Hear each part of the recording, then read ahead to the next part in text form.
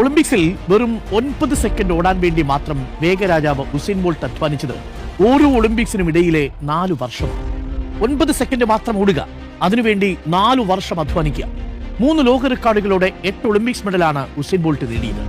നീന്തൽക്കുളത്തിലെ സ്വർണ്ണ മത്സ്യം എന്നറിയപ്പെട്ടിരുന്ന മൈക്കിൾ ഫെൽപ്സ് 7 വർഷമാണ് ഒരു ദിവസം പോലും വിടാതെ പരിശീലനം തുടർന്നത്.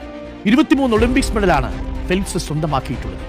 പാബ്ലോ പിക്കാസോ 30 സെക്കൻഡ് കൊണ്ട് വരച്ച ചിത്രങ്ങൾ കോടികൾക്കാണ് വിറ്റുപോവുക. എന്നാൽ ആ 30 സെക്കൻഡ് ചിത്രത്തിനു വേണ്ടി 30 വർഷത്തെ ജീവിതമാണ് അദ്ദേഹം നൽകിയത്. എന്നാൽ നമ്മളിൽ പലരും ഒരാഴ്ച കഠിനമായി ബുദ്ധിമുട്ടും, അല്ലെങ്കിൽ ഒരു മാസം ബുദ്ധിമുട്ടും, കൂടിപ്പോയാൽ ഒരു വർഷം.